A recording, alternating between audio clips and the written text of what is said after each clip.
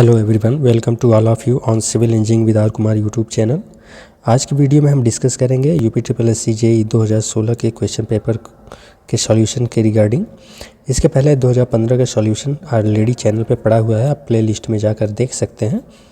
ये detailed solution रहने वाला है और हम क्वेश्चन साथ ही हम ये डिस्कस करेंगे कि दिए गए क्वेश्चंस के कौन सा ऑप्शन सही है और साथ ही साथ अन्य जो 3 ऑप्शन जो गलत हैं उनसे भी क्या क्वेश्चन बन सकते हैं, उसके भी बारे में हम इसमें डिस्कस करेंगे। तो बिना देरी किए हुए चलिए शुरू करते हैं। चैनल को सब्सक्राइब कर लीजिए, क्योंकि इसके बाद हम जो है 2018 का सॉल्यूशन उसके बाद जो है आपका यूपी स्पेशल क्वेश्चंस की सीरीज़ और कंप्यूटर की सीरीज़ जो है चालू करेंगे। साथ ही प्रैक्टिस सेट जो है आपका मॉक टेस्ट भी लगवाए जाएंगे। तो फ्रेंड्स के साथ ज़रूर शेयर कीजिए, और अगर आपको इसकी पीडीएफ चाहिए हो तो टेलीग्राम चैनल को ज्वाइन कर लीजिए। चलिए शुरू करते हैं। जो हमारा पहला क्वेश्चन है, ये पहला क्वेश्चन ये है कि modern EDM instrument work on the principle means EDM जो इलेक्ट्रॉनिक डिस्टेंस मेजरमेंट जो डिवाइस होता है, सर्वेइंग का ये पार्ट है। तो इसमें ये पूछा गया है कि ईडीएम किस सिद्धांत पे कार्य करता है। तो आप यहाँ देख सकते हैं, इसका फुल फॉर्म है इलेक्ट्रोमैग्नेटिक डिस्टेंस मेजरमेंट जो है, ये इसका फुल फॉर्म होता है।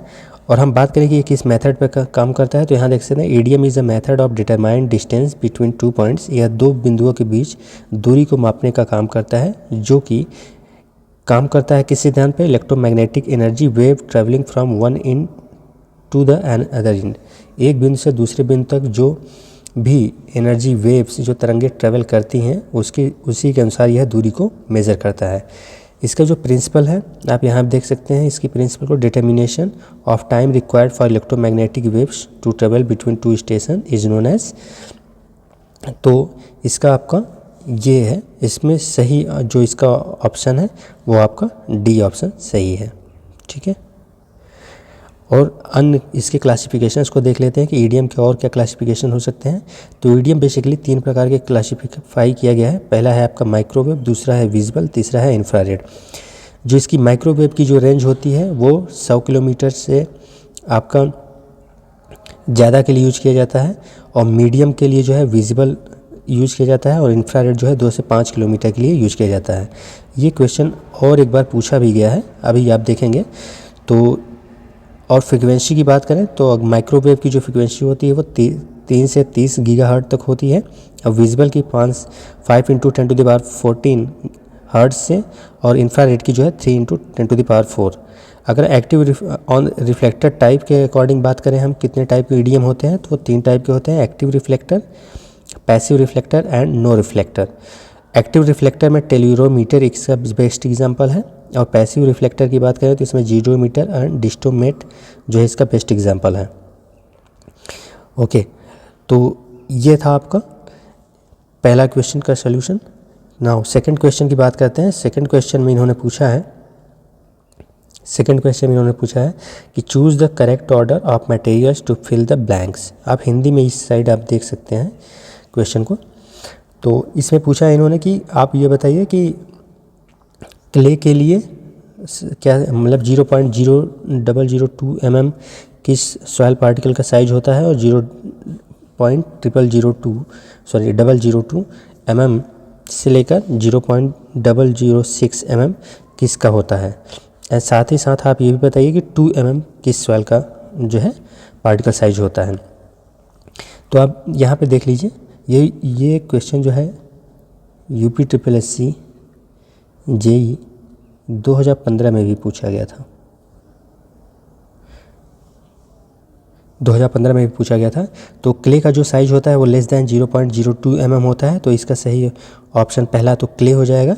फिर आपका है सिल्ट की जो साइज होती है 0.002 से 0.075 mm तक होती है, और सैंड की जो साइज होती है वो आपकी 0.075 mm से लेकर 4.75 mm तक होती है, और जो ग्रेवल होता है वो 4.75 mm से लेकर 80 mm तक होता है। तो इसका सही जो ऑप्शन है वो आपका बी ऑप्शन सही है, जो कि है आपका clay, silt, sand and gravel. Third question की तरफ डिस्कस करते हैं। थर्ड क्वेश्चन में इन्होंने पूछा कि which of the following lines contents the state liquid state and state mixture. तो निम्नलिखित में से कौन सी द्रव अवस्था लिक्विड और ठोस अवस्था को मिश्रण से जोड़ती है। तो इसमें जो भी दिया गया है वो सारे ऑप्शंस गलत हैं।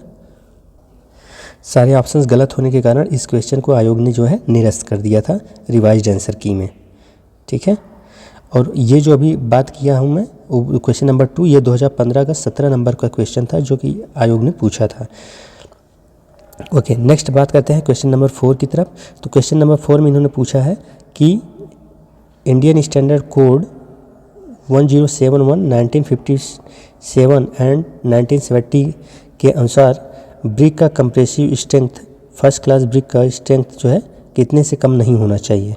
तो आप यहाँ पे देख सकते हैं क्लासिफिकेशन। अगर फर्स्ट क्लास की ब्रिक है तो उसकी जो है वैल्यू होती है फर्स्ट क्लास की 105 किलोग्राम प्रति सेंटीमीटर स्क्वायर से कम नहीं होनी चाहिए। सेकेंड क्लास ब्रिक का जो है आपका 70 किलोग्राम प्रति सेंटीमीटर स्क्वायर से कम नहीं होनी चाहिए। और थर्ड क्लास ब्रिक है तो 35 जो है केजी पर सेंटीमीटर स्क्वायर से कम उसकी जो है कंप्रेसिव स्ट्रेंथ नहीं होनी चाहिए। अब बात करते हैं क्वेश्चन नंबर 5 की तरफ। क्वेश्चन नंबर 5 में इन्होंने पूछा है, क्वेश्चन नंबर 5 में मापन की विधियों के अनुसार निम्नलिखित में से कौन सा कथन सही है। ठीक है, तो इसमें हमेशा याद रखिए कि इसमें असमान सतहों के लिए इसका सही ऑप्शन जो है आपका कुछ इस प्रकार है कि असमान सतहों के लिए के क्षेत्रों के समतल माप क्षेत्र को गुणा करके मैदानी क्षेत्र से कवर किया जाता है। साथ ही साथ सैनिटरी और जल आपूर्ति कार्यों में होने वाले पाइपों को रनिंग मीटर या फीट में मेजर किया जाता है। तो इसका सही ऑप्शन आपका जो है बी एंड सी ऑप्शन इसका सही है। ठीक है, ओके, नेक्स्ट आते हैं क्वेश्चन नंबर 6 की तरफ। तो क्वेश्चन नंबर 6 में पूछा गया है कि which of the following option is not variation of magnetic declination. Means चुंबकीय जो है चुंबकीय दिक्पात जो है का वेरिएशन नहीं होता है इनमें से किन के कारण। तो देखिए कुछ चुंबकीय दिक्पात निम्न है।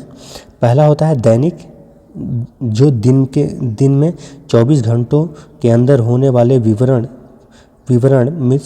या वितरण को दैनिक विचरण कहते हैं। विचरण का मान रात में दिन की अपेक्षा प्रायः संध्या या दोपहर में अपेक्षा कम होता है। ये दूसरा होता है वार्षिक एनुअल वेरिएशन, जो कि कोई भी मैग्नेटिक बियरिंग है, कोई दिक्मान है बियरिंग है जो कि आपका वर्ष में अगर बदलता है तो उसी को वार्षिक विचरण कहते हैं। इरेगुलर वेरिएशन थर्ड है आपका इरेगुलर वेरिएशन, जो कि सौर धब्बों या फिर चुंबकीय तूफान वगैरह की वजह से जो आपका इरेगुलर है, मतलब जिसको आप कह नहीं सकते हैं।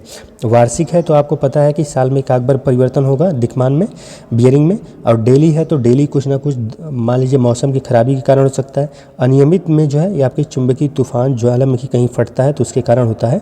तो इसका सही जो ऑप्शन है इसका तो इसमें आपका देखिए सब कुछ सही है, बट जो है इसमें जो सीजनल वेरिएशन है ये जो है ऑप्शन इसका सही है कि यही विकल्प जो है नहीं होना चाहिए, क्योंकि एनुअल वेरिएशन भी होता है और डेली या फिर डायरोनल डेली वेरिएशन भी होता है, इरेगुलर वेरिएशन होता है, लेकिन सीजनल वेरिएशन का कोई भी टाइप्स नहीं होता है जो कि मैग्नेटिक डिक्लिनेशन में आता हो। तो इसका सही ऑप्शन सी है। ओके, नाउ क्वेश्चन नंबर 7 की तरफ चलते हैं। क्वेश्चन नंबर 7 में इन्होंने पूछा है कि straight line method, constant percentage method, sinking fund method किस लिए यूज किया जाता है, क्या निकालने के लिए, क्वांटिटी सर्वे मेथड में क्या निकालने के लिए यूज किया जाता है। तो बेसिकली आपको बता दूं कि ये जो है डिप्रिसिएशन को जो है मूल्यह्रास को निकालने की ये सारी विधियां हैं जो कि निम्न प्रकार है। देखिए मूल्यह्रास डिप्रेशन और डिप्रिसिएशन क्या होता है, लगातार उपयोग के कारण निघर्षण मौसम कुप्रभाव या समय बीतने के कारण, अगर कोई भी बिल्डिंग है तो समय बीतने के कारण जो है उसके पेंट में खराबी आ सकती है, दीवार में का झड़ने की वजह से जो है उसकी लागत जो है गिर जाती है, उसी को जो है मूल्यह्रास कहते हैं। और मूल्यह्रास डिप्रिसिएशन वैल्यू ज्ञात करने की निम्नलिखित 4 विधियां हैं।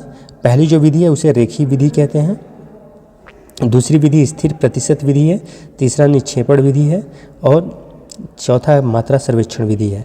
रेखीय विधि का जो फार्मूला है D=C-S/N होता है। स्थिर की बात करें तो 1-S/C/1/n होता है। और निक्षेप सिंकिंग फंड की बात करें तो SC=I/1+I पर पावर n-1 होता है। ठीक है, ये आपकी 4 मेथड्स हैं जो डिप्रिशिएशन को कैलकुलेट करने के लिए फाइंड आउट की जाती हैं। नेक्स्ट बात करते हैं क्वेश्चन नंबर 8 की तरफ। क्वेश्चन नंबर 8 में इन्होंने पूछा है कि choose the option that describes Gable. Gable को क्या, तो गेबल एक प्रकार की एक छत है जिसको हम त्रिअंकी छत बोलते हैं। ये 3 दिशाओं में जो है रहती है, आप इस तरीके से देख सकते हैं, ये हो गया और एक ये, ठीक। तो इसी को गेबल रूफ कहते हैं हम। तो इसमें इसका जो सही ऑप्शन है ये आपका पहला ही ऑप्शन इसका सही है, जिसमें कहा गया है कि जो हाँ, यहाँ पे आप देख सकते एक triangular upper part of a wall formed of the end of the pitched roof. देखिए आप यहाँ पे देख सकते हैं। तो सामान्यतः ढलवा छतों में दोनों ओर ढाल होता है तथा साइड की दोनों दीवारों पर तिकोनी बनाई जाती है। तिकोनी वाले फलकों को त्रिअंकी पार्श्व कहते हैं, इसी को गेबल रूफ कहते हैं। ठीक है, ये गेबल रूफ। और इसके पहले जो है UPSSC ने जो है UPSSC जेई में 2015 में ही पूछा गया था गेबल रूफ। ठीक है, तो आप प्रीवियस वीडियो देखेंगे तो इसीलिए मैं आपको बार बार बोल रहा हूँ कि एक ही क्वेश्चन से हम कई क्वेश्चंस को तैयार कर सकते हैं, बशर्ते कि आप जितने क्वेश्चन हैं उसको डिटेल में आप कीजिए और साथ ही जो इंपॉर्टेंट लगे आप उसको नोट्स में नोट डाउन करते चलिए। नेक्स्ट बात आते हैं क्वेश्चन नंबर 9 की तरफ। क्वेश्चन नंबर 9 में इन्होंने पूछा है कि you are provided with a soil sample, you have to determine water content soil sample which of the following method can not be helpful in scenario. Means ये कह रहा है कि किसी भी मिट्टी का सैंपल है और मिट्टी के सैंपल से आपको वाटर कंटेंट जलांश की मात्रा निकालना है, तो इसमें से वो कौन सी विधि है जिसका प्रयोग नहीं किया जा सकता है। तो देखिए वाटर कंटेंट निकालने की कुछ निम्न विधियाँ इस प्रकार हैं। पहली जो विधि है वो ओवन ड्राई मेथड है, जिसे कि सीधे सिंपल या शुष्क भट्ठी विधि भी कहते हैं। इसमें मिट्टी के नमूने को जो है आप 24 घंटे जो है भट्ठी में सुखाते हैं, उसके बाद जो भी जल की मात्रा निकल जाती है उसको जो है तौल कर आप निकाल लेते हैं, तो उससे पता चल जाता है कि वाटर कंटेंट क्या है। और इसमें जो टेम्परेचर रखते हैं वो 110 ±5 डिग्री सेंटीग्रेड रखते हैं। दूसरा जो जलांश की मात्रा निकालने का जो दूसरी विधि है उसे हम कैल्शियम कार्बाइड मेथड या फिर इसे जो है रैपिड मॉइस्चर मेथड भी कहते हैं। ये 5 से 7 मिनट में रिजल्ट दे देता है। ठीक है, ओके। साथ ही आपसे बता दूं कि क्वेश्चन नंबर 55 में भी ये क्वेश्चन पूछा गया है कि रैपिड मॉइस्चर मेथड किस लिए प्रयोग किया जाता है। ठीक है, तीसरा जो मेथड होता है वो सैंड बाथ मेथड होता है। फिर जो होता है आपका टॉर्शनल बैलेंस, फिर पिक्नोमीटर और उसके बाद एल्कोहल मेथड और रेडिएशन मेथड। तो ये कुछ निम्न जलांश निकालने की विधियां हैं। जैसे कि आप देख सकते हैं यहाँ पे जो विधि है कैल्शियम कार्बाइड इन्होंने दिया है, पिक्नोमीटर दिया है, ओवन ड्राई दिया है, बट पीपेट मेथड जो है ये जो है गलत ऑप्शन। इसका सही ऑप्शन जो है सी है। मीन्स पीपेट मेथड को जो है जलांश की मात्रा निकालने के लिए नहीं किया जाता, बल्कि पीपेट मेथड का प्रयोग जो है हम सेडिमेंटेशन जो सूक्ष्म कण होते हैं सॉइल के उसके सेडिमेंटेशन एनालिसिस के लिए करते हैं। अब बात आते हैं क्वेश्चन नंबर 10 की तरफ। क्वेश्चन नंबर 10 जो है हमारा, इसमें इन्होंने कहा है कि after analysing flow meter you observe that has enough straight pipe length before and after the meter, what is the major reason behind this pipe length. इनका यह कहना है कि प्रवाह मीटर का विश्लेषण करने के बाद आप पाते हैं कि मीटर के पहले और बाद में पर्याप्त स्ट्रेट पाइप की लंबाई जो है बढ़ गई है। इसके पीछे का मुख्य कारण क्या है? तो इसका जो है मुख्य कारण क्या हो सकता है आप वो देख लीजिए। प्रवाह मीटर का विश्लेषण करने पर ज्ञात होता है कि मीटर के पहले और बाद में इसकी पर्याप्त सीधी लंबाई होती है, जिससे फ्लो मीटर के अंदर फ्लो प्रोफाइल स्थिर हो जाती है। तो इसका जो सही ऑप्शन है वो आपका डी है। ओके, नेक्स्ट क्वेश्चन इन्होंने पूछा है कि बिंदु ए और बी नदी के पार 1600 मीटर की दूरी पर है, मापा गया रेसिप्रोकल लेवल क्या है। ठीक है, रेसिप्रोकल लेवल क्या है? तो चूंकि इसमें लेवल्स में आप जानते हैं कि टैकोमीटर में निकालने के लिए आपको 2 चीज़ें चाहिए होती हैं, एक हाइट भी चाहिए होती है जो कि इसमें नहीं दिया है, केवल इन्होंने डिस्टेंस दिया है। इस वजह से ये क्वेश्चन जो है आयोग ने इसको गलत माना है, निरस्त कर दिया था इन्होंने 11 नंबर क्वेश्चन को, जब रिवाइज आंसर की उन्होंने किया था, तो क्योंकि डाटा अपूर्ण है। ठीक है, 12 नंबर का क्वेश्चन इन्होंने पूछा है कि VOB/C DIN 18300 DIN 2009 के अनुसार मृदा का क्लास का वर्गीकरण किस प्रकार किया जाता है। तो इसका क्लासिफिकेशन कुछ इस प्रकार है। अगर क्लास 1 की जो सॉइल एंड रॉक क्लासिफिकेशन जो किया गया है उसके अनुसार क्लास 1 में जो है टॉप सॉइल आती है, क्लास 2 में फ्लोइंग सॉइल आती है, क्लास 3 में ईजिली लूजेंट सॉइल आती है, मीन्स जो आसानी से जो है लूज़ हो, और चौथे में मॉडरेटली हार्ड आती है, थोड़ी सी कठोर मिट्टी आती है। क्लास 5 में हार्ड आती है, हार्ड से जो है आपकी मिट्टी पहले हार्ड प्राप्त होती है, फिर नीचे जैसे जैसे आप जाते हैं लूज़ मिट्टी प्राप्त होती है। और क्लास 6 में जो है आपका जो है लूजन रॉक मिलने लगती है, और साथ जो क्लास 7 है उसमें हार्ड लूजन रॉक आपको मिलती है। तो इसका जो सही ऑप्शन है वो आपका ऑप्शन नंबर बी है। ठीक है, ऑप्शन नंबर बी है। ठीक, जिसमें कि क्या है, क्लास 7 में जो है आपका चट्टान मिट्टी मिलती है, आप यहाँ देख सकते हैं क्लास 7 में। ठीक, ओके। नाउ नेक्स्ट ये क्वेश्चन कुछ न्यू टाइप का क्वेश्चन है, तो आप इसे अपने नोट्स में भी नोट डाउन कर सकते हैं। डी बी गुप्ता के बुक में ये क्वेश्चन आपको नहीं मिलेगा, ना ही इसकी थ्योरी मिलेगी, तो आप इसको नोट कर सकते हैं। ओके, नेक्स्ट क्वेश्चन इन्होंने पूछा है, क्वेश्चन नंबर 13 कि प्लेन टेबल सर्वेक्षण प्रणाली के संदर्भ में निम्नलिखित आरेख द्वारा किस विधि को व्यक्त किया गया है। ठीक है, तो ये बेसिकली प्रतिच्छेदन विधि है। रेडिएशन मेथड में होता है कि हम केवल एक किरण से जो है किसी लक्ष्य को विदित करते हैं। ओपन ट्रैवर्स आप जानते हैं, ओपन ट्रैवर्स खुला चक्रम होता है। ठीक, तो इसका सही जो मेथड है वो इंटरसेक्शन मेथड है, सही ऑप्शन डी है। ठीक, क्योंकि यहाँ से देखिए पी और क्यू दो पॉइंट स्टेशन पॉइंट है, तो पी से ए को लक्ष्य भेदित किया गया, फिर ए से क्यू को किया गया, फिर इस से बी को किया गया, तो एक दूसरे को ये प्रतिच्छेदित कर रहा है, इस वजह से इसको इंटरसेक्शन मेथड कहते हैं। इससे रिलेटेड भी एक क्वेश्चन पूछा गया था यूपीटीपीएससी ने 2015 में। उसमें पूछा था उन्होंने कि अगर कोई भी ऐसी बिंदु है, ठीक है, कोई ऐसा बिंदु है जहाँ पे आप पहुँच नहीं सकते, जो नदी या नहर के उस तरफ है और एक बिंदु नहर के इस तरफ है, तो आप वहाँ पे जो है रेंजिंग तो नहीं कर सकते हैं, तो आप उसको किस मेथड से आप करेंगे, तो इंटरसेक्शन मेथड से। इनएक्सेसिबल पॉइंट है। ठीक है, ओके। तो क्वेश्चन नंबर 13 हो गया। आपका क्वेश्चन नंबर 14 की तरफ चलते हैं। क्वेश्चन नंबर 14 में इन्होंने पूछा है, you have to transform kinetic energy to hydrodynamic energy which are the following, means आपको हाइड्रोडायनामिक ऊर्जा को गतिज ऊर्जा को हाइड्रोडायनामिक ऊर्जा में बदलना है, तो आप किसका प्रयोग करेंगे, तो इसमें बेसिकली जो हम सेंट्रीफ्यूगल पंप का प्रयोग करते हैं। ठीक है, अब पंप्स कितने प्रकार के होते हैं, थोड़ा सा इसको भी देख लेते हैं हम। तो यहाँ पे देख सकते हैं पंप जो है बेसिकली सेंट्रीफ्यूगल पंप रोटाडायनामिक पंप होते हैं। ठीक है, ये जो है इसमें जो है 3 पंप आते हैं, सेंट्रीफ्यूगल पंप आता है, एक्सियल फ्लो पंप आता है, प्रोपेलर पंप आता है, और फिर होता है आपका पॉजिटिव डिस्प्लेसमेंट पंप आता है, जिसमें रेसिप्रोकेटिंग पंप में 3 पंप आते हैं, piston pump, plunger pump, bucket pump, और फिर होता है रोटेटरी पंप, जिसमें गियर पंप, स्क्रू पंप और वेन पंप आते हैं। Okay, now next question number 15 की तरफ चलते हैं। क्वेश्चन नंबर 15 में इन्होंने पूछा है कि निम्नलिखित वायु प्रदूषकों को उनके स्रोत से सुलेमित कीजिए। ठीक है, मीन्स उनको ऐड कीजिए। चलिए, तो इसका सही ऑप्शन जो है आपका ए है। ठीक, ए है, जिसमें कि सल्फर डाइऑक्साइड जो है, सल्फर डाइऑक्साइड यहाँ पे देख लेते हैं। सल्फर डाइऑक्साइड की वजह से आपका पावर हाउस जो है, सल्फर डाइऑक्साइड पावर हाउसों से उत्पन्न होता है। यहाँ पे देख लेते हैं डिटेल में। सल्फर डाइऑक्साइड से पावर हाउस, स्मेल्ट, कोयला, अन्य जीवाश्म ईंधन की वजह से उत्पन्न होता है। मरकरी जो है कीटनाशक, पीट या प्रयोगशाला में उत्पन्न होते हैं।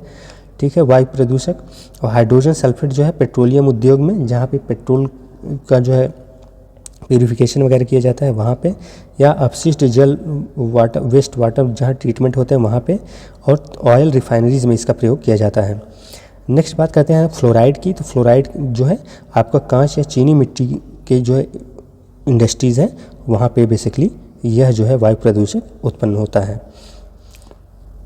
नाउ नेक्स्ट क्वेश्चन इन्होंने पूछा है, क्वेश्चन नंबर 16 कि consider the following errors associated with EDM. EDM से कौन सी त्रुटि उत्पन्न होती है, तो ईडीएम में वायुमंडलीय त्रुटियों के रूप में तापमान, दबाव, आर्द्रता जैसी संबंधी स्थितियाँ भिन्नता के कारण त्रुटियाँ आती हैं। तो क्वेश्चन नंबर 16 का बी है आपका, केवल तापमान, दबाव व आर्द्रता जैसी संबंधित स्थितियों में भिन्नता के कारण त्रुटि आ सकती है। नाउ क्वेश्चन नंबर 17 की तरफ चलते हैं। क्वेश्चन नंबर 17 में इन्होंने पूछा है कि प्लेन टेबल सर्वेइंग में रेडिएशन मेथड के निम्नलिखित चरणों को अवरोही क्रम में दिखाइए। तो रेडिएशन मेथड आप क्या कैसे करते हैं कुल मिला के ये इन्होंने बताया है। तो इसकी जो प्रक्रिया है बेसिकली, तो सबसे पहले आप क्या करेंगे, किसी बिंदु स्टेशन को आप जो है चयनित करेंगे, जिसे ओ से डिफाइन करेंगे आप। उसके बाद इन्होंने कहा कि अब टेबल के ऊपर सेट करें और इसे लेवल की शीट पर अंकित करें। उसके बाद सी ऑप्शन चुंबकीय मेरिडियन की दिशा को चिन्हित करें, मतलब एनएस डायरेक्शन को रिप्रेजेंट कीजिए। उसके बाद डी जो है एलिडेट को जो है आप ओ पर केंद्रित कीजिए और ट्रेवर्स ए बी सी डी की वस्तुओं को बाइसेक्ट करें। ठीक, तो इसका सही ऑप्शन आपका ए है।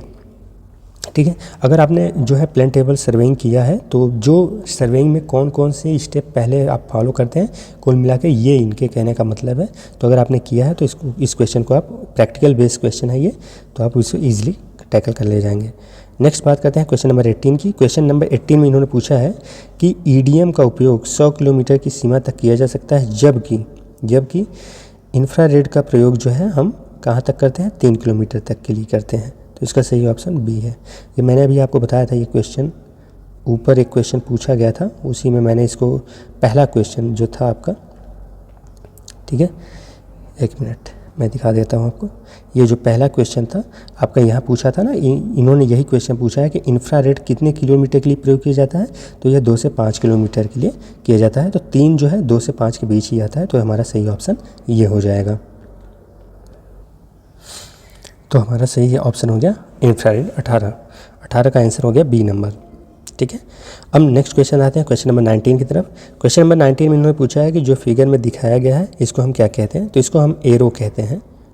ठीक है, हिंदी में हम इंग्लिश में इसको एरो बोलते हैं, हिंदी में इसे सुआ बोलते हैं। ठीक है, इसके कुछ डायमेंशन के बारे में हम जान लेते हैं, इससे भी रिलेटेड क्वेश्चन पूछे जा सकते हैं। तो एरो जो होता है, ये जो सुआ होता है, ये 4 mm डाया की बनाया जाता है। इसका जो डायमीटर होता है वो 4 mm होता है और इसकी जो मिनिमम टेंसाइल स्ट्रेंथ होनी चाहिए वो आपका 700 न्यूटन पर mm² होना चाहिए। और बेसिकली एक चेन के साथ अगर कोई सर्वे करने जा रहा है तो एक चेन, एक जरीब के साथ मिनिमम 10 एरोज़, 10 सुए जो है उसको प्रोवाइड किए जाते हैं। ठीक है, इसका जो ये लूप है, ये जो इसका डायमेंशन होता है, ये 50 mm फाइल लिख रखा जाता है और उसकी जो लेंथ होती है वो 250 से 500 mm रखी जा सकती है। नेक्स्ट आते हैं क्वेश्चन नंबर 20 की तरफ।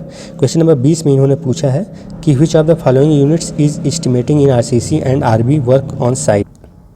ओके, तो आरसीसी जो है बेसिकली आरसीसी को घन मीटर में मेजर किया जाता है। अब कुछ इंपॉर्टेंट देख लेते हैं यहाँ पे टर्मिनोलॉजी, 20 क्वेश्चन का सॉल्यूशन। तो आरसीसी और आरबी मीन्स आरसीसी का काम या फिर रिइंफोर्स्ड ब्रिक का काम जो है, ईंट का जो प्रबलित ईंट का काम होता है जिसकी छत डाली जाती है, उसे मीटर क्यूब में हम मापते हैं। जबकि पॉइंटिंग, प्लास्टर और पेंटिंग के लिए और डीपीसी और पेंट का काम जो है मीटर स्क्वायर में करते हैं। तो इसका सही ऑप्शन हमारा 20 क्वेश्चन का हो जाएगा बी ऑप्शन। ठीक है, चलिए डीपीसी को भी याद रखिएगा, ये भी बहुत ज़्यादा क्वेश्चन पूछा जाता है। नेक्स्ट आते हैं क्वेश्चन नंबर 21 की तरफ। क्वेश्चन नंबर 21 में इन्होंने पूछा है कि निम्नलिखित गुणों पर विचार करें, उन गुणों को पहचान करें जो प्रभावी तनन में परिवर्तन के साथ परिवर्तित होते हैं। तो आपका इसका सही ऑप्शन है डी। अगर आप इफेक्टिव स्ट्रेस आपका बढ़ेगा तो आपकी संपीड्यता भी बढ़ेगी, शियर स्ट्रेंथ भी बढ़ेगी और उसकी परमिबिलिटी जो है आपकी रिड्यूस हो जाएगी। तो ये तीनों चीज़ें जो है इफेक्टिव स्ट्रेस के बढ़ने या घटने से प्रभावित होते हैं। तो इसका सही ऑप्शन हो जाएगा 21 का डी नंबर। ठीक है, ओके नाउ अब आते हैं क्वेश्चन नंबर 22 की तरफ। क्वेश्चन नंबर 22 में इन्होंने पूछा है कि शीर्ष 8 इंच व्यास वाले 12 इंच स्लम्प को भरने के लिए कंक्रीट को कितनी परतों में भरना चाहिए। तो स्लम्प बेसिकली आप जानते हैं, स्लम्प मीन्स होता है वर्केबिलिटी ज्ञात करने के लिए स्लम्प टेस्ट किया जाता है, जिसका फिगर कुछ इस तरीके से होता है। ये है आपका कोन टेस्ट। तो इसकी जो ऊपर की डाया होती है वो 10 सेंटीमीटर होती है, जो इसकी हाइट होती है 30 सेंटीमीटर, इसका जो बॉटम होता है वो 20 सेंटीमीटर। और इसमें ये जो है आपकी ये टैंपिंग रॉड है, जिसे ठोकनी छड़ भी कहते हैं। और इसकी बात हम करें कि कितने लेयरों में भरी जाती है, तो इसे 3 लेयरों में, ठीक है, बराबर और इसे 20 से 25 बार जो है हर एक लेयर की कुटाई की जाती है। 25 बार इसकी कुटाई की जाती है। और ये इंडियन स्टैंडर्ड 1199 पार्ट सेकेंड 2018 के अनुसार जो है ये टेस्ट किया जाता है। तो अब नेक्स्ट क्वेश्चन की तरफ देखते हैं। नेक्स्ट क्वेश्चन हमसे पूछा गया है कि निम्नलिखित में अम्लीय वर्षा को कम करने में सहायक क्या है। ठीक है, तो अम्लीय को कम करने में क्या है तो इसमें सल्फराइजेशन ऑफ फ्यूल गैस, ईंधन गैसों का सल्फराइजेशन से जो है हम क्या करते हैं, जो है उसको कम कर सकते हैं। नेक्स्ट आते हैं 24 नंबर क्वेश्चन पे। 24 नंबर क्वेश्चन इन्होंने पूछा है कि आपको पानी के अंदर भवन का निर्माण करना है, ऐसे परिदृश्य में किस चूने का प्रयोग करेंगे। तो ऐसे जगहों पे हम लाइम, हाइड्रोलिक लाइम का प्रयोग करते हैं, ठीक है, जिसे जलीय चूना भी बोलते हैं। हिंदी में अगर मैं बात कर दूं, हिंदी में बात करूँ तो इसे जलीय चूना भी बोलते हैं। कुछ और चूने के प्रयोग देख लेते हैं। एक रॉ लाइम होता है जिसे कच्चा चूना कहते हैं, इसका जो है बेसिकली चिनाई के काम में प्रयोग किया जाता है। और क्विक लाइम जो होता है आपका, उसे वाइट वाइसिंग या सफ़ेदी पुताई के लिए प्रयोग किया जाता है। तो इसका सही ऑप्शन हो जाएगा 24 का बी नंबर। नेक्स्ट क्वेश्चन आते हैं 25 नंबर। 25 नंबर क्वेश्चन में आते हैं। चलिए 23 नंबर क्वेश्चन को आयोग ने निरस्त कर दिया था क्योंकि उसका उन्होंने विकल्प ही वहाँ पे नहीं दिया है। 25 नंबर क्वेश्चन में आते हैं। तो इसमें इन्होंने पूछा कि निम्नलिखित प्रकार के फार्मवर्क में उनकी न्यूनतम आवश्यक स्क्रेडिंग पीरियड क्या होती है। मीन्स किसी भी अगर निम्न संरचना को प्रयोग बनाया जा रहा है तो उसमें जो है आपकी तख्ताबंदी होती है या शटरिंग जो होती है उसको जो है आप कितने दिन पे हटाते हैं, ठीक है। ये क्वेश्चन नंबर 33 में भी पूछा गया है यही क्वेश्चन, तो आइए आप इसको देख लेते हैं। और क्वेश्चन नंबर 34 में भी आपका ये पूछा गया है कि 6 मीटर से अधिक पार्ट के लिए जो है आप धरन के लिए शटरिंग कब हटाते हैं, तो वो 21 दिन बाद हटाते हैं, ठीक है। चलिए, तो इसका सही जो ऑप्शन है वो सी ऑप्शन है, सी ऑप्शन सही है इसका। तो अगर 16 से 24 घंटे में हम क्या करते हैं, कॉलम वगैरह का जो है उसको जो है उसमें जो शटरिंग यूज होती है हम उसको हटा देते हैं। और दूसरा फिर बी का है, तो 7 दिन जो है हम सहारा किसके लिए देते हैं, तो 7 दिन जो है हम 4.5 मीटर तक के छत के लिए जो है फैले स्लैब के लिए हम प्रयोग करते हैं। और 14 दिन की बात करें तो 14 दिन जो है हम बेसिकली 14 दिन हम बीम जो 6 मीटर तक के होते हैं उनके लिए प्रयोग करते हैं। और स्लैब या सॉफिट के लिए हम 3 दिन में उसको निकाल देते हैं। तो इसका सही ऑप्शन सी है। बाकी अन्य कामों के लिए आप यहाँ देख सकते हैं, अलग अलग कंस्ट्रक्शन वर्क के लिए अलग अलग सेटिंग टाइम निम्न प्रकार है। इससे एक क्वेश्चन हमेशा पूछा जाता है और इस 2016 के जेईई में तो 3 क्वेश्चन पूछा गया है। 25 नंबर क्वेश्चन भी इससे पूछा गया है, 33 नंबर क्वेश्चन भी और 34 नंबर क्वेश्चन भी पूछा गया है। तो आप इसको जो है नोट्स में नोट डाउन कर लीजिए। ओके, नेक्स्ट क्वेश्चन नंबर 26 है। क्वेश्चन नंबर 26 में इन्होंने पूछा है कि एक ब्रिक कट को परिभाषित करने के लिए इस्तेमाल किया जाने वाला शब्द जब ईंट का एक तरफ लॉन्ग फेस बिना कटे रहता है तो उसको हम क्या बोलते हैं, तो उसको हम बोलते हैं क्लोजर, ठीक है। तो उसको हमको बोलते हैं क्लोजर, ठीक है। ये होता है आपका क्लोजर, ठीक है, जिसका एक फेस जो है ये आप देख रहे हैं ये अनकट है, ठीक है, अनकट है। और जबकि एक फेस जो है इसका कट रहता है। अगर साथ ही अगर इसको तिरछा काट दिया जाए जिसमें आधी लंबाई और आधी चौड़ाई भी कट जाए, ठीक है, आधी लंबाई और आधी चौड़ाई भी कट जाए तो तिरछा काटा जाए इस प्रकार से, तो इसे किंग क्लोजर बोलते हैं। ये इम्पॉर्टेंट है आपका। और एक ये बेवेल्ड इम्पॉर्टेंट है, ये भी इम्पॉर्टेंट है, ठीक है। चलिए नेक्स्ट चलते हैं क्वेश्चन नंबर 27 की तरफ। तो क्वेश्चन नंबर 27 में इन्होंने पूछा है कि डबली रीइंफोर्स्ड बीम के लिए आप न्यूट्रल एक्सिस के संबंध में क्या सही है। तो उसके लिए क्या सही है, तो ये ध्यान दीजिए कि आरसीसी सेक्शन को कैसे क्लासीफाई करते हैं। अगर actual neutral axis means x a अगर लेस देन है आपके एक्स सी से, क्रिटिकल न्यूट्रल एक्सिस से, तो इसे अंडर रीइंफोर्स्ड सेक्शन बोलते हैं। और अगर एक्स ए आपका ग्रेटर देन हो गया एक्स सी से तो इसे ओवर रीइंफोर्स्ड बोलते हैं। और अगर एक्स ए और एक्स सी दोनों इक्वल दैट हो गया तो हम उसे जो है बैलेंस सेक्शन कहते हैं, ठीक है। ओके, तो इसका सही ऑप्शन हो जाएगा क्या आपका क्वेश्चन नंबर 27 का, ठीक है। तो यदि क्रिटिकल एक्सिस की गहराई किससे अधिक है, एक्स ए से, तो आपका सही ऑप्शन इसका ए सही है, ठीक है। ओके, नेक्स्ट बात आते हैं क्वेश्चन नंबर 28 की तरफ। क्वेश्चन नंबर 28 में इन्होंने पूछा है कि कॉलम का आकार 200 mm मल्टीप्लाइड बाई 400 mm और मिट्टी की वहन क्षमता बियरिंग कैपेसिटी 150 किलो न्यूटन पर मीटर के रूप में दिखाया गया है, तो कंक्रीट M20 और Fe415 ग्रेड की 330 किलोमीटर का भार ले रही है, तो आप फुटिंग का एरिया ज्ञात कीजिए। तो ये सिंपल क्वेश्चन है। मृदा की धारण क्षमता दिया है हमें 150 किलोमीटर पर मीटर स्क्वायर, कुल भार 330 किलोमीटर दिया है।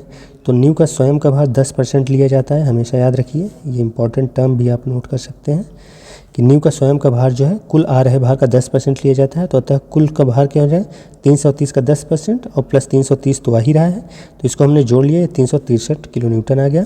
ठीक है, अब हम जानते हैं कि प्रेशर इक्वल टू होता है क्या, लोड अपॉन एरिया। हमें एरिया निकालना है, तो एरिया इक्वल टू हो गया हमारा ये formula, load upon pressure intensity या परमिसिबल जो है बियरिंग कैपेसिटी ऑफ सॉयल, और हमने कर दिया डिवाइड कर दिया, तो ये हमारा 2.42 मीटर स्क्वायर आया। ठीक है, जो कि सही ऑप्शन हमारा ए है। नेक्स्ट बात आते हैं क्वेश्चन नंबर 29 की तरफ। क्वेश्चन नंबर 29 में इन्होंने पूछा कि भारी मोटार का थोक घनत्व, ठीक है, कितना होना चाहिए, मीन्स बल्क डेंसिटी पूछा है हैवी मोटार का। तो आइए डिस्कस कर लेते हैं। भारी मसाला जो भी होता है, बल्क डेंसिटी जो होता है, हैवी मोटार जो होता है, उसकी जो बल्क डेंसिटी होती है वो 1500 kg पर मीटर क्यूब से अधिक होती है। जबकि लाइट वेट जो मसाला होता है, हल्का जो मसाला होता है भार वाला, उसका जो डेंसिटी होती है वो 1500 kg पर मीटर क्यूब स्क्वायर से कम होती है। तो इसका सही ऑप्शन हो गया 29 का बी नंबर। नेक्स्ट आते हैं 30 नंबर क्वेश्चन। 30 नंबर क्वेश्चन में इन्होंने पूछा कि विचार करें कि निष्क्रिय दाब Kp द्वारा दिया गया है, यदि Kp का मान 4 हो तो आप सक्रिय जो है दाब गुणांक ज्ञात कीजिए। मीन्स हमें इन्होंने Ka का वैल्यू पूछा है, एक्टिव अर्थ प्रेशर हमसे पूछा है। तो देख लेते हैं इसका सॉल्यूशन। चूँकि हम जानते हैं कि Ka multiplied by Kp equal to 1 होता है, तो Ka equal to 1 upon Kp हो जाएगा, और Kp का मान हमें क्वेश्चन में ऑलरेडी 4 दिया हुआ है, तो हम इसको डिवाइड कर देंगे, तो सही ऑप्शन हमारा ये 1/4 हो जाएगा। मीन्स ऑप्शन नंबर बी जो है सही है क्वेश्चन नंबर 30 का। ओके, नेक्स्ट हमसे फिर इन्होंने पूछा है क्वेश्चन नंबर 31 पूछा है इन्होंने कि आप ये बताइए कि किस चैन की कितनी लंबाई होती है। तो हम आइए इसको भी देख लेते हैं। ठीक है, इसको भी देख लेते हैं। तो जो रेवेन्यू चैन होती है, रेवेन्यू चैन में 33 फीट की होती है। रेवेन्यू चैन जो है हमारी 33 फीट की होती है। तो और गंटर जो गंटर चैन होती है वो 66 फीट होती है, और ये इसमें 100 लिंक होती है, 100 कड़ियाँ होती हैं। इंजीनियर्स चैन 100 फीट की लंबी होती है, और मैट्रिक चैन 20 मीटर या फिर 30 मीटर में होती है। ठीक है, तो आपका इसके अकॉर्डिंग हम देख लेते हैं। तो हमारे पास रेवेन्यू चैन है, मीन्स डी का 3 ऑप्शन सही है। ठीक है, डी का 3 हो गया। और फिर उन्होंने बी का क्वेश्चन ऊपर चलते हैं, मैट्रिक चैन पूछा इन्होंने, तो ए मैट्रिक चैन, तो ए का 4 हो गया।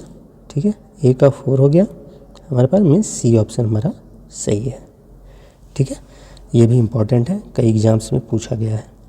ठीक है, ओके, ये इसी से रिलेटेड क्वेश्चन UPTPSC 2015 में इन्होंने पूछ लिया था कि आप ये बताइए कि 30 मीटर की चैन है, तो एक लिंक की लंबाई कितनी हो, तो 150 लिंक है, तो मीन्स एक लिंक की लंबाई कितनी होगी 20 सेंटीमीटर।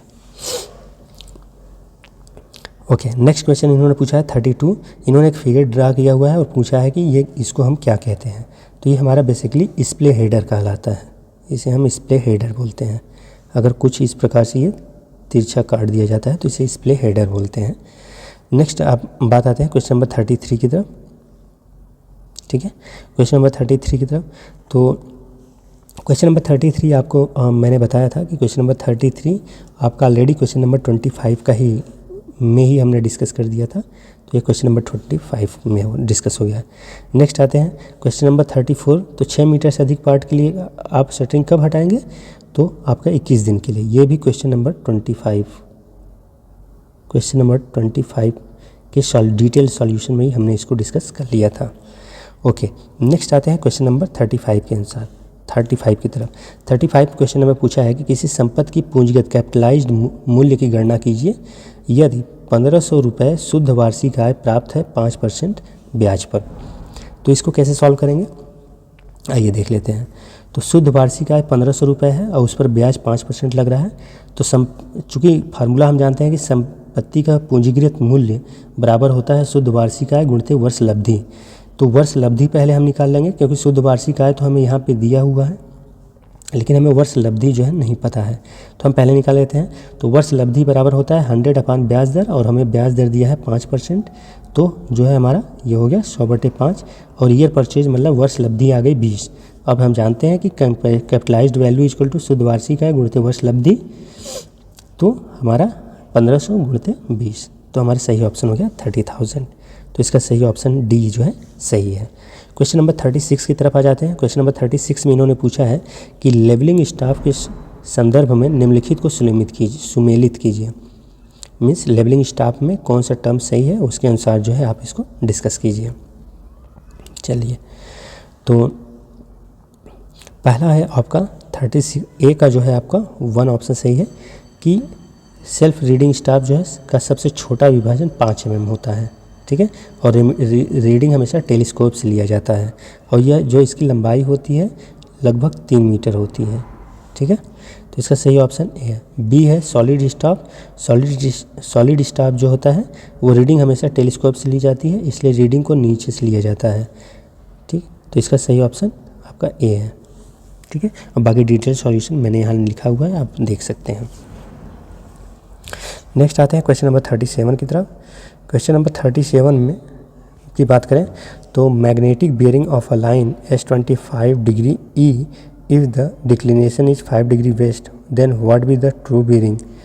तो रेखा का चुंबकीय दिक्मान आपका S25 डिग्री E है, तो पूर्ण वृत्त अगर दिक्मान की बात करें तो 180 से घट जाएगा ये, तो आपका होगा 155 डिग्री। चूँकि चुंबकीय दिक्पात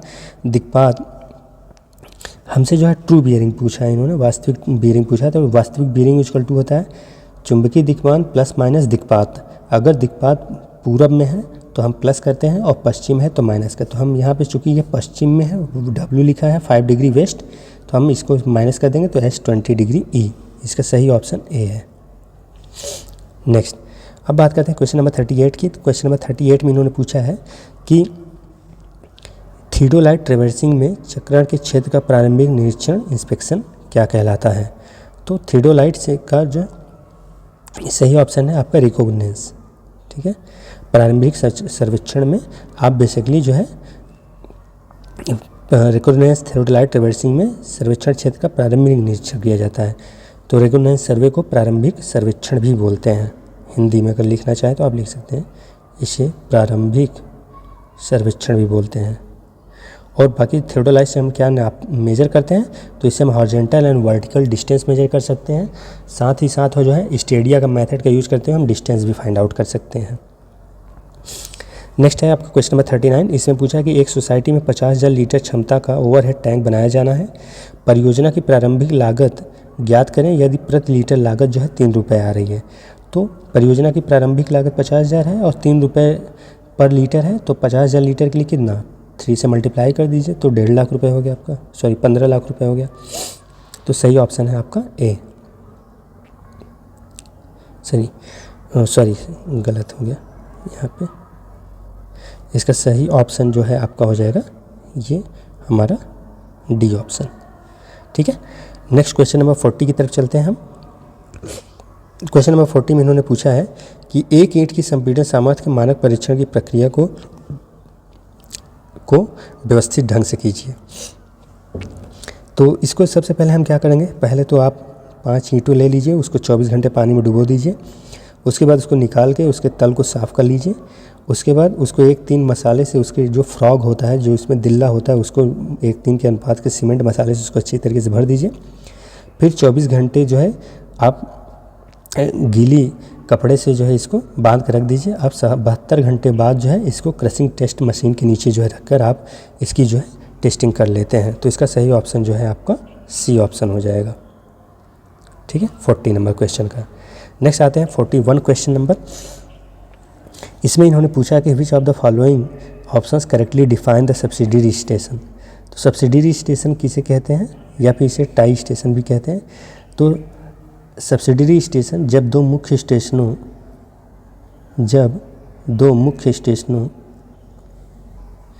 सब्सिडरी स्टेशनों की बात करें तो जब दो मुख्य स्टेशनों के बीच आवश्यक होने पर अन्य स्टेशन स्थापित किया जाता है तो उस स्थापित किए गए स्टेशन को उप स्टेशन या संयोग स्टेशन कहते हैं। तो इसका सही ऑप्शन जो हो जाएगा आपका सी। नेक्स्ट बात करते हैं क्वेश्चन नंबर 42 की। 42 में इन्होंने पूछा है कि वेग सुधार वेलोसिटी करेक्शन कब लागू किया जाता है। तो यह जो है वायुमंडलीय त्रुटियों के लिए लागू किया जाता है। सही ऑप्शन है आपका 42 का ए।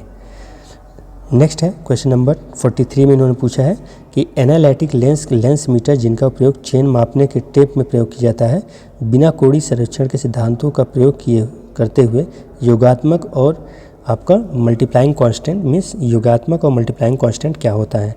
तो इसका ये बेसिकली रेसिप्रोकल का टैकोमेट्री सर्वे का ये क्वेश्चन है।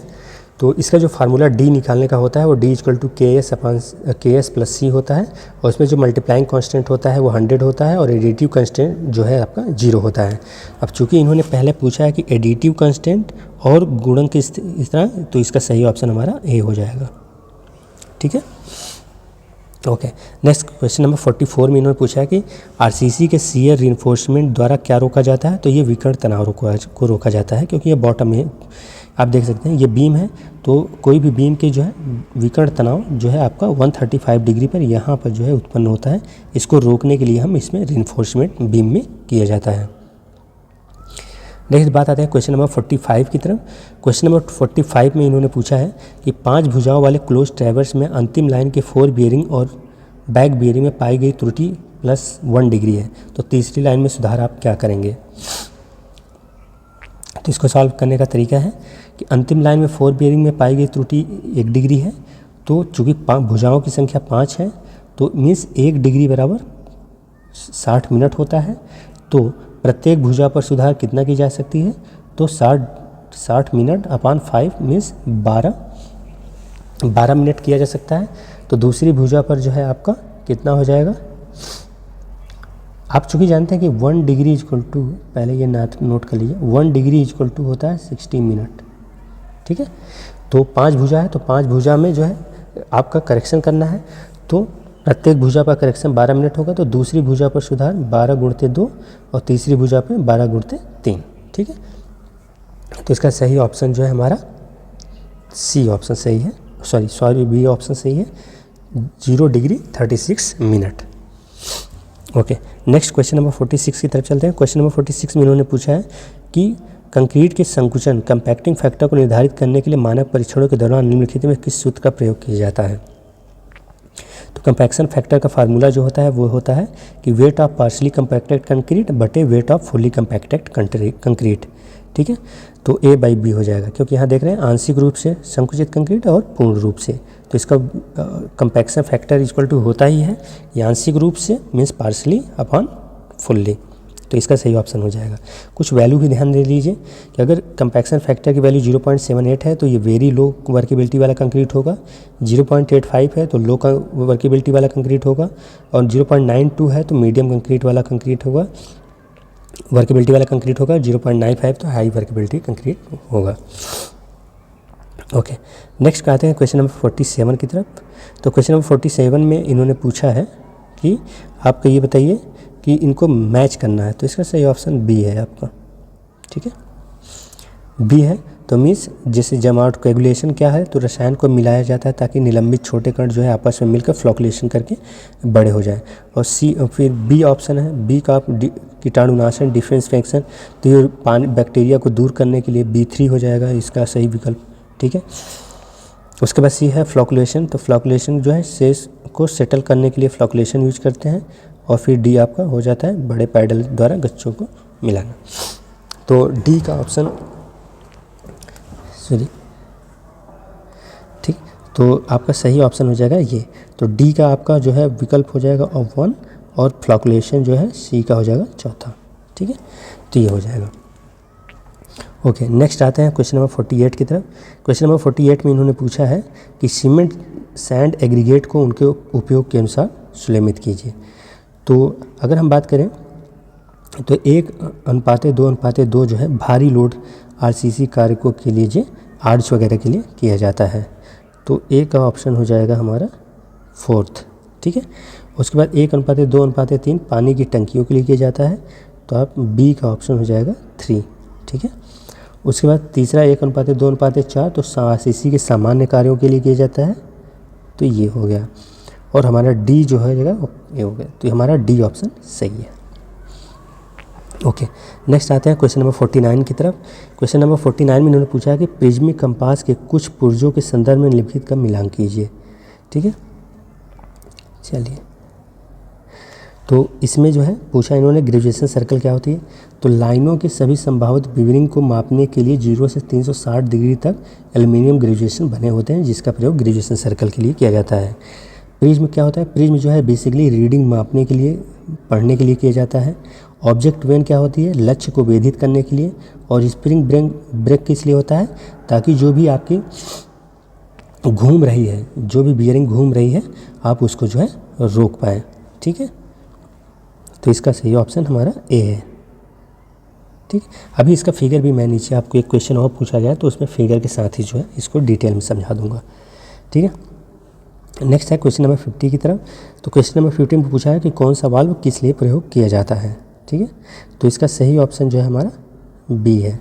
सर्ज अरेस्टर का जो प्रयोग है पाइप लाइनों में हथौड़े वाटर हैमर को नियंत्रण करने के लिए किया जाता है। ठीक है, उस चेक वाल्व किस लिए प्रयोग किया जाता है, तो यह एक स्वचालित वाल्व होता है जो पानी को एक ही दिशा में बहने देता है।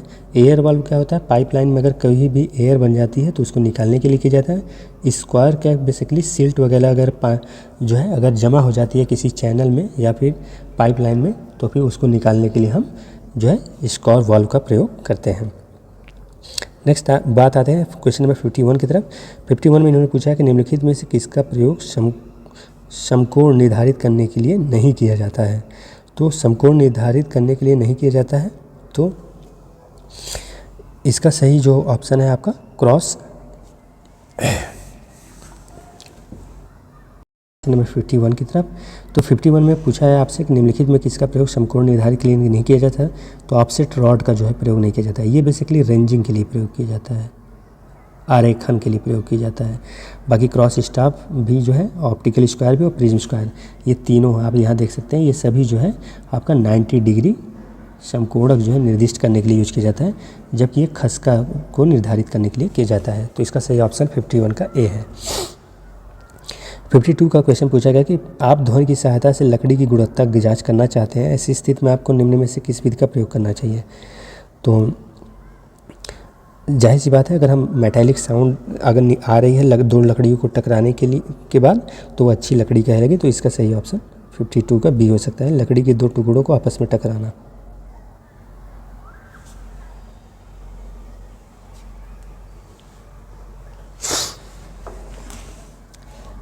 ओके, नेक्स्ट क्वेश्चन है आपका 52 की तरफ।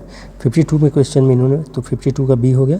53 में इन्होंने पूछा है कि सिंकिंग फंड की गणना भवन में बिल्डिंग में किस लिए की जाती है। तो इसका मैंने ऊपर ही एक क्वेश्चन आया था इससे रिलेटेड, तो उसमें पूछ लिया था कि ये बेसिकली सिंकिंग फंड के लिए प्रयोग किया जाता है। सिंकिंग फंड जो है डिप्रिशिएशन को फाइंड आउट करने के लिए किया जाता है, डिप्रिशिएशन जिसे बोलते हैं मूल्यह्रास।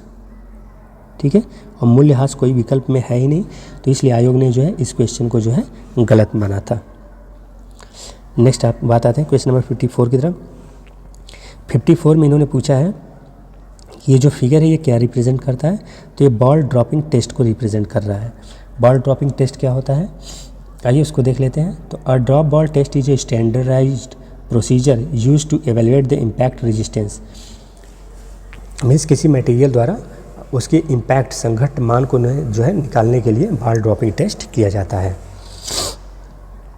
नेक्स्ट आते हैं क्वेश्चन नंबर 55 में पूछा गया है कि 1973 के अनुसार, ठीक है, 2720 पार्ट सेकंड के में पानी की मात्रा जलांश निकालने के लिए आप किस यौगिक का यूज करते हैं। तो हम इसमें करते हैं बेसिकली कैल्शियम कार्बाइड का, जो कि रैपिड मॉइस्चर टेस्ट भी कहलाता है। इसका उपकरण कुछ आप यहाँ देख सकते हैं 55 में ये होता है। यहाँ से वाटर कंटेंट पता चलता है, यहाँ से जो है सैंपल को डालते हैं और यहाँ पे ये जो है ये इसी को हम कैल्शियम कार्बाइड होता है, कैल्शियम कार्बाइड होता है, जो कि सैंपल में डालने के बाद इसको कैल्शियम कार्बाइड डाल देते हैं और उसको जोर से जो है सेक करते हैं, फिर आपको यहाँ पे वाटर कंटेंट मिल जाता है। ओके, नेक्स्ट आते हैं क्वेश्चन नंबर 56 की तरफ। क्वेश्चन नंबर 56 में इन्होंने पूछा है का उपयोग क्षैतिज और ऊर्ध्वाधर दोनों कोणों को मापने के लिए किया जाता है। तो थियोडोलाइट जो है बेसिकली आप देख सकते हैं उसका फिगर ये होता है। थियोडोलाइट्स की सहायता से जो है हॉरिजॉन्टल और वर्टिकल दोनों एंगल मेजर कर सकते हैं। ये हो जाता है जो हॉरिजॉन्टल एंगल को मेजर करता है, और ये जो आप वर्नियर देख रहे हैं सर्कल, इससे जो है हम वर्टिकल एंगल को मेजर करते हैं। तो इसका सही ऑप्शन 56 का हो जाएगा C number. Okay, next question आते हैं 57 की तरफ। क्वेश्चन 57 में इन्होंने पूछा कि मिट्टी की परत को सेटलमेंट की गणना को आसान बनाने के लिए एच गहराई की एक मिट्टी को 3 परतों में विभाजित किया जाता है। आप प्रत्येक पतली उप परत को कुछ ऑपरेशन करके फाइनल सेटलमेंट गणना चाहते हैं, तो कौन सा जो है सेटलमेंट के लिए क्या करेंगे। ठीक है, तो इसका जो सही ऑप्शन है आपका डी कि विभिन्न परतों को जो है आप जोड़ दीजिए तो जितना भी सेटलमेंट होगा। मान लीजिए कोई भी लेयर है 5 mm, मान लीजिए 10 परतों में कोई मिट्टी है, तो एक परत जो है 2 mm सेटल होती है, फिर दूसरी 2 mm, फिर 1 mm होती है कोई परत। तो इन सभी को आप योग कर देंगे तो आपको पूरा सेटलमेंट पता चल जाएगा कि कितने mm जो है मिट्टी हमारी सेटल हुई है, निस्दन हुई है, मतलब दबी हुई है। ठीक है, ओके, नेक्स्ट क्वेश्चन आपसे पूछा गया है 58 में कि कंक्रीट मिश्रण में आवश्यक पानी की गणना कीजिए यदि सीमेंट अनुपात 0.6 लीटर पर केजी है और 70 किलो सीमेंट मिलाया गया है और 1 US गैलन बराबर 3.78 लीटर दिया गया है। तो आप जानते हैं कि वाटर सीमेंट रेशियो दिया है 0.6, तो वाटर की जो क्वांटिटी हम क्या निकाल लेंगे 0.6, यहाँ से हमें वाटर निकल जाएगा। वाटर बराबर क्या हो जाएगा 0.6 मल्टीप्लाइड बाई सीमेंट, और सीमेंट की वैल्यू हमें दिया है 70, तो 42 लीटर हो गया। अब चूँकि 1 US गैलन बराबर 3.78 लीटर, तो 42 लीटर में कितने गैलन हो जाएंगे, तो 42 बाई 3.78 मीन्स 11.11 गैलन। और चूँकि इसमें कोई विकल्प नहीं है ऐसा, तो इसलिए कोई आयोग ने इस क्वेश्चन को निरस्त कर दिया था। ठीक है, ये भी एक तरीके का आपका न्यू क्वेश्चन है। ठीक है, आपको इस तरीके के क्वेश्चन बहुत रेयर मिलेंगे आपको आपके बुक्स में। नेक्स्ट आते हैं क्वेश्चन नंबर 59 की तरफ। क्वेश्चन नंबर 59 में इन्होंने पूछा है, क्वेश्चन नंबर 59 में पूछा है कि ए जो है where A is area of submerged and X is the gauge pressure on an element gamma H star, then total pressure will be. Total pressure आपको फाइंड आउट करना है। चूँकि इसमें पूरी वैल्यू नहीं दिया है, थीटा वगैरह की कोई वैल्यू नहीं दिया है, एंगल भी नहीं दिया है, और ये भी नहीं उन्होंने बताया कि इंक्लाइंड है कि हॉरिजॉन्टल सरफेस है। इस वजह से आयोग ने इस प्रश्न को भी निरस्त कर दिया था। नेक्स्ट बात आते हैं क्वेश्चन नंबर 60 की तरफ। क्वेश्चन नंबर 60 में इन्होंने पूछा है कि कांच में निम्नलिखित वर्गीकरण को उनके विशिष्ट उपयोग के साथ सुनिश्चित कीजिए। तो मीन्स कौन सी ग्लास का किसके लिए प्रयोग किया जाता है, तो इसका सही ऑप्शन तो बी है। देखिए, सोडा लाइम ग्लास का जो प्रयोग किया जाता है वो उच्च तापमान झेलने के लिए किया जाता है। पोटाश लाइम ग्लास जो है ये प्रयोगशाला में जो भी ग्लास के इंस्ट्रूमेंट बनते हैं उसको प्रयोग किया जाता है। पोटाश लेड ग्लास जो है बिजली के बल्ब वगैरह बनाए जाते हैं, और सामान्य ग्लास से दवा की बोतलें आदि का निर्माण किया जाता है। अब बात आते हैं क्वेश्चन नंबर 61 की तरफ। क्वेश्चन नंबर 61 में इन्होंने पूछा कि 2000 मीटर लंबी सीमेंट कंक्रीट सड़क पर विचार कीजिए जो 4 मीटर चौड़ी और 5 सेंटीमीटर मोटी है, जो 20 सेंटीमीटर गहरी बजरी के उप आधार को कवर करती है। रोड क्रस्ट के बॉक्स कटिंग की गणना कीजिए।